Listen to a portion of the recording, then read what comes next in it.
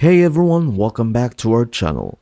Today, I'll be going over how to control how much text will appear in each video scene in Pictory.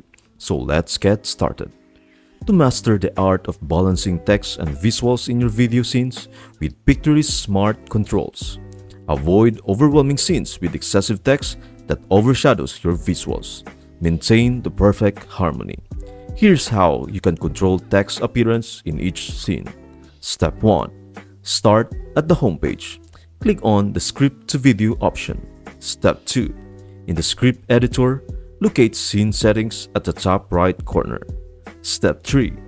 Choose from 3 options to control scene breaks. Option 1. Sentence breaks. Create a new scene at every sentence end. Option 2. Line breaks. Creates a new scene when you hit enter. Option 3. Both creates a new scene at enter and sentence ends. Maintain the balance effortlessly and customize your text appearance using Pictory's intuitive controls. That's it. Thank you for watching. I hope this video helps you out and see you in the next video.